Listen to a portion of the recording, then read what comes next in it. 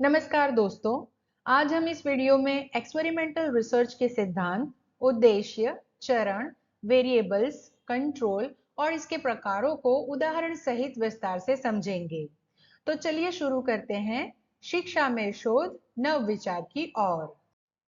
Experimental research एक वैज्ञानिक विधि है जिसमें शोधकर्ता एक वेरिएबल में परिवर्तन करता है और अन्य वेरिएबल को नियंत्रित करता है ताकि कारण और प्रभाव के संबंध को समझा जा सके।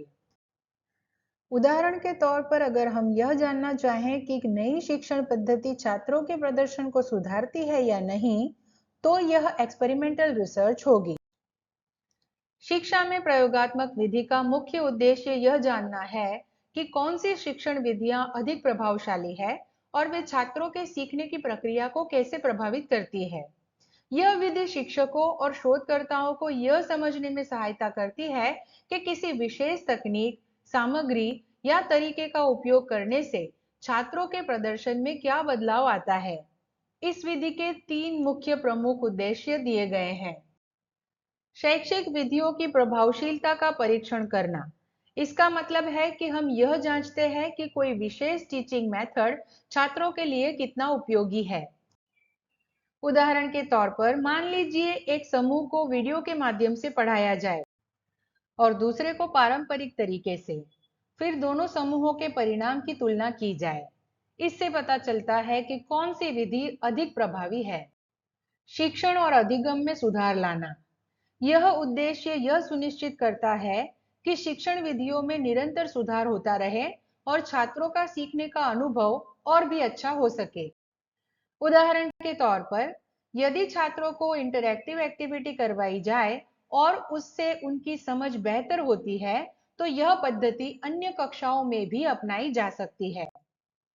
कारण और प्रभाव के संबंध को स्थापित करना। प्रयोगात्मक विधि में हम किसी विशेष कारक जैसे कि शिक्षण की रणनीति को बदलते हैं और देखते हैं कि उससे छात्र के परिणाम पर क्या असर पड़ता है। उदाहरण के तौर पर यदि छात्र को हर दिन 20 मिनट का रिवीजन समय दिया जाए और उससे उसकी परीक्षा में सफलता बढ़ती है, तो यह एक स्पष्ट कारण प्रभाव संबंध को दर्शाता है। प्रयोगात्मक पद्धति शिक्षा में बेहद उपयोगी होती है, लेकिन इसे लागू करने में कई चुनौतियां भी आती है। आइए हर एक कठिनाई को विस्तार से समझते हैं। नैतिक चिंताएं। प्रयोग करते समय छात्रों या प्रतिभागियों पर किसी भी प्रकार का मानसिक, भावनात्मक या शैक्षणिक दबाव न पड़े, यह सुनिश्चित करना बहुत जरूरी होता है। उदाहरण के तौर पर यदि समूह को जानबूझकर कमजोर पढ़ाने की रणनीति अपनाई जाए, तो यह नैतिक रूप से गलत होगा। सभी चरों को नियंत्रित करना कठिन होता है। किसी भी प्रयोग में कई तरह के कारक प्रभाव डाल सकते हैं, जैसे छात्रों की पृष्ठभूमि, शिक्षकों की शैली, माहौल आदि। इन सभी को एक समान बनाए रखना बहुत मुश्किल होता है। उदाहरण के तौर पर दो अलग अलग स्कूलों में एक जैसी रणनीति अपनाने पर भी परिणाम भिन्न हो सकते हैं। यादृच्छिक नमूना चयन में कठिनाई। सही तरीके से नमूना चुनना आवश्यक होता है ताकि निष्कर्ष भरोसेमंद हो, लेकिन कभी-कभी छात्रों या प्रतिभागियों की पूरी तरह यादृच्छिक तरीके से चुनना संभव नहीं होता।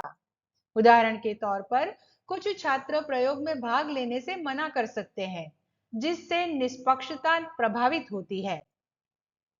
समय और संसाधनों की अधिक आवश्यकता।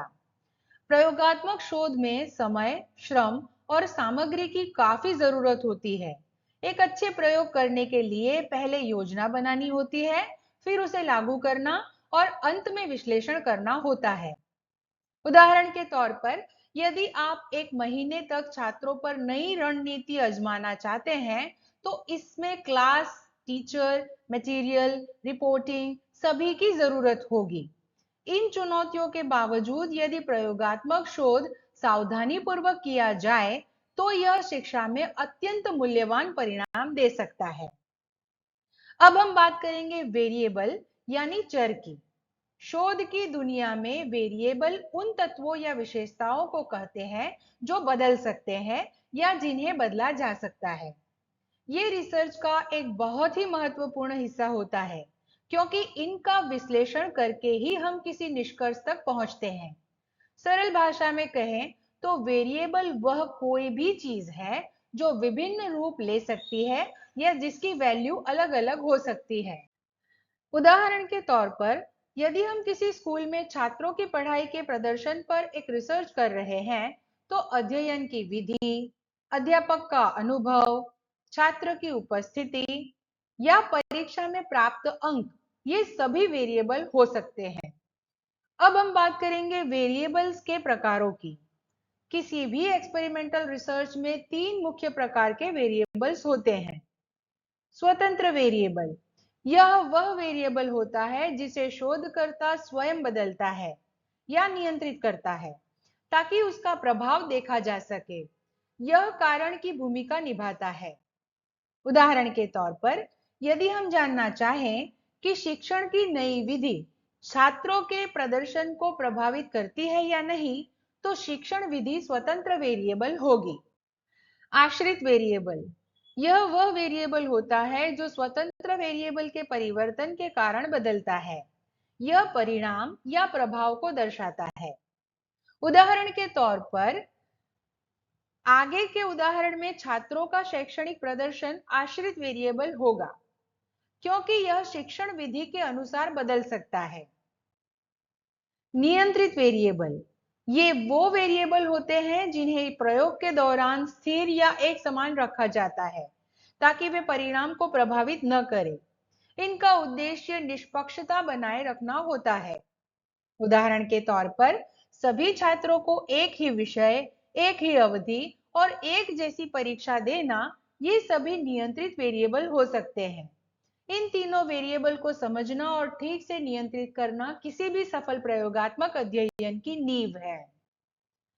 प्रयोगात्मक नियंत्रण का उद्देश्य यह सुनिश्चित करना होता है कि शोध निष्पक्ष, विश्वसनीय और वैज्ञानिक रूप से मान्य हो। इसके तीन मुख्य उद्देश्य होते हैं। पक्षपात को कम करना, किसी भी प्रयोग में शोधकर्ता या प्रतिभागियों की निजी राय, पूर्वधारणाएं या व्यवहार परिणामों को प्रभावित कर सकते हैं।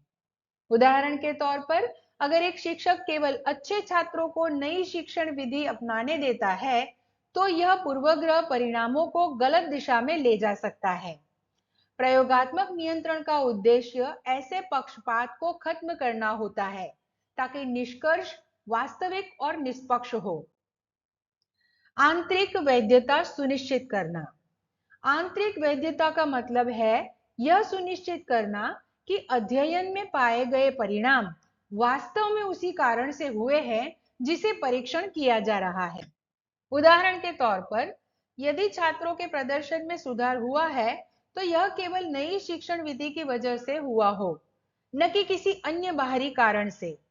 इसीलिए प्रयोगात्मक नियंत्रण में सभी अन्य संभावित कारकों को नियंत्रित किया जाता है। विश्वसनीयता बढ़ाना। विश्वसनीयता का मतलब है कि प्रयोग अगर बार बार दोहराया जाए तो भी वही परिणाम आए। उदाहरण के तौर पर, यदि अलग अलग स्कूलों में एक ही प्रकार की शिक्षण तकनीकी का प्रयोग किया जाए और सभी जगह एक जैसे सकारात्मक परिणाम आए, तो यह दिखाता है कि अध्ययन विश्वसनीय है। प्रयोगात्मक नियंत्रण प्रक्रिया को नियमित, मापनीय और दोहराने योग्य बनाता है। प्रयोगात्मक नियंत्रण शोध को अधिक वैज्ञानिक, निष्पक्ष और भरोसेमंद बनाता है। यह सुनिश्चित करता है कि जो निष्कर्ष निकले हैं वे वास्तव में प्रयोग के कारण है, न कि किसी बाहरी हस्तक्षेप का परिणाम। प्रयोगात्मक विधि एक व्यवस्थित प्रक्रिया है जिसमें वैज्ञानिक तरीके से समस्याओं का समाधान खोजा जाता है। इसके मुख्य चरण इस प्रकार है। शोध की शुरुआत हमेशा एक स्पष्ट और शोध योग्य समस्या से होती है। उदाहरण के तौर पर, क्या स्मार्ट क्लासरूम में छात्रों की सीखने की गति बढ़ती है? यह एक विशिष्ट मापने योग्य और प्रासंगिक समस्या है जिसे जांचा जा सकता है। अब एक संभावित उत्तर या समाधान का अनुमान लगाया जाता है, जिसे वैज्ञानिक भाषा में परिकल्पना कहा जाता है। उदाहरण के तौर पर, स्मार्ट क्लासरूम का उपयोग करने वाले छात्र पारंपरिक कक्षा के छात्रों की तुलना में बेहतर प्रदर्शन करेंगे, यह अनुमान तब तक सत्य नहीं माना जाता जब तक इसका परीक्षण न किया जाए। शोध में स्वतंत्र, आश्रित और नियंत्रित वेरिएबल्स को स्पष्ट रूप से परिभाषित किया जाता है।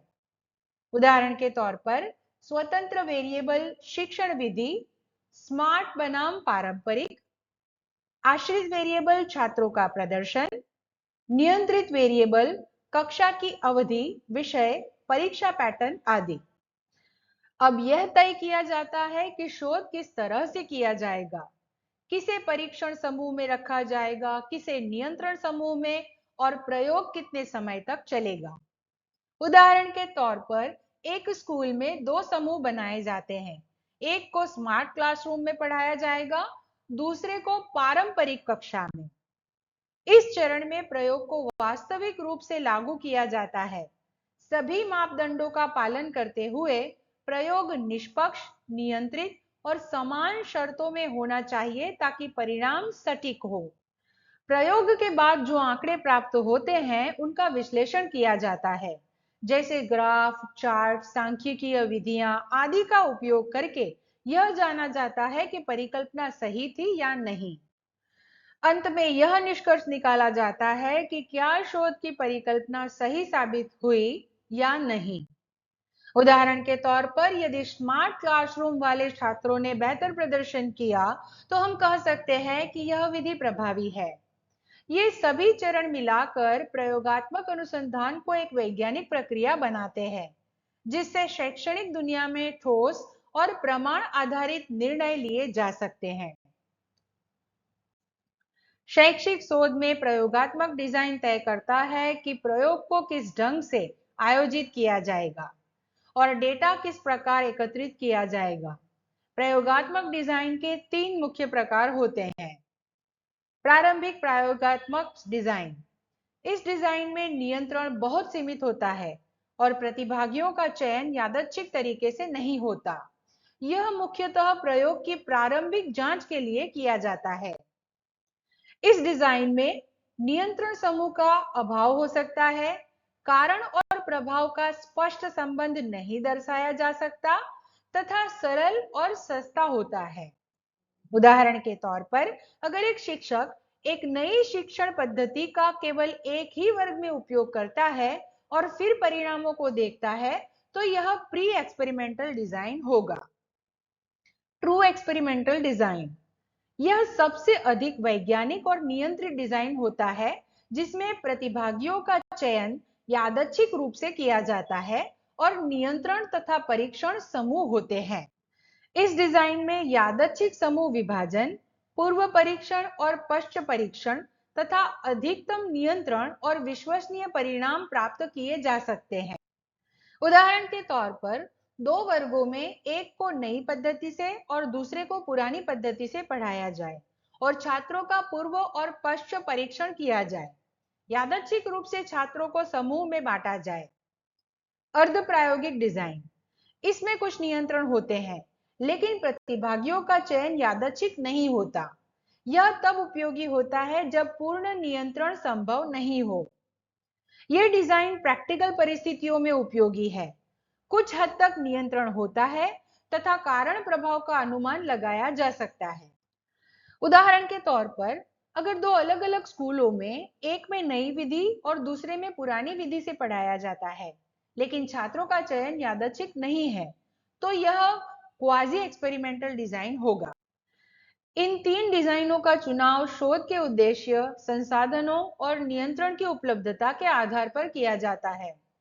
ट्रू एक्सपेरिमेंटल डिजाइन को सबसे अधिक विश्वसनीय माना जाता है, जबकि प्री और क्वाजी डिजाइन व्यवहारिक दृष्टिकोण से उपयुक्त हो सकते हैं। एक अच्छा प्रयोगात्मक शोध वह होता है जो वैज्ञानिक मापदंडों पर खरा उतरता हो। इसकी कुछ प्रमुख विशेषताएं होती है। वस्तुनिष्ठता। शोध प्रक्रिया और परिणामों में व्यक्तिगत राय, भावनाएं या पक्षपात नहीं होना चाहिए। निर्णय केवल तथ्यों और आंकड़ों के आधार पर लिया जाना चाहिए। उदाहरण के तौर पर यदि एक शिक्षक अपने पसंदीदा छात्रों को बेहतर अंक देता है तो वह शोध वस्तुनिष्ठ नहीं कहलाएगा। एक अच्छा शोध निष्पक्ष और समान होना चाहिए। विश्वसनीयता। शोध के परिणाम हर बार एक जैसे आने चाहिए यदि वही प्रक्रिया दोहराई जाए, यानी परिणामों में स्थिरता होनी चाहिए। उदाहरण के तौर पर यदि किसी तकनीक से 5 बार प्रयोग करने पर 5 बार अलग अलग परिणाम मिलते हैं तो वह विश्वसनीय नहीं मानी जाएगी।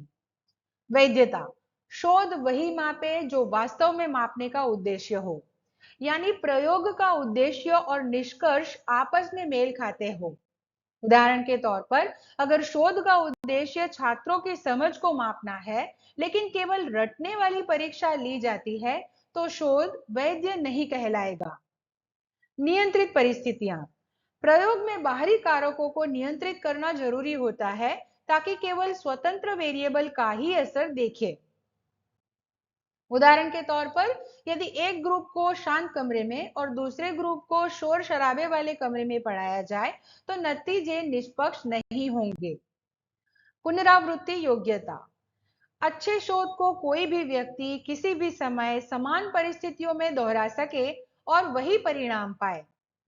उदाहरण के तौर पर अगर किसी शोध को कोई अन्य शोधकर्ता दोहराए और वही परिणाम प्राप्त करे तो वह शोध दोहराने योग्य और मजबूत माना जाएगा। एक अच्छा प्रयोगात्मक शोध निष्पक्ष, सुसंगत, वैध, नियंत्रित और दोहराने योग्य होना चाहिए। इन गुणों के साथ ही शोध विश्वसनीय और वैज्ञानिक बनता है। आज हमने एक्सपेरिमेंटल रिसर्च मेथड के बारे में विस्तार से समझा। हमने जाना कि यह शोध विधि कैसे कारण और प्रभाव के संबंध की पुष्टि करती है। इसके जरिए हम यह जान सकते हैं कि कौन सी शैक्षिक विधियां सबसे अधिक प्रभावी है। यह विधि वैज्ञानिक, नियंत्रित और विश्लेषणात्मक होती है, जिससे हमें विश्वसनीय और वैध परिणाम मिलते हैं। हालांकि इसमें कई चुनौतियां होती है, जैसे सभी वेरिएबल को नियंत्रित करना, यादृच्छिक सैंपलिंग करना और समय व संसाधनों की जरूरत। फिर भी इसके लाभ कहीं अधिक है। एक्सपेरिमेंटल रिसर्च एक ऐसी विधि है जो शिक्षा क्षेत्र में नवाचार, गुणवत्ता सुधार और नीति निर्धारण के लिए बहुत महत्वपूर्ण है। ध्यान रहे, एक अच्छा शोध वही होता है जो वस्तुनिष्ठ, पुनरावृत्त योग्य और वैध हो। आपका ध्यान और समय देने के लिए बहुत बहुत धन्यवाद। आइए मिलकर शिक्षा को और वैज्ञानिक और प्रभावशाली बनाएं।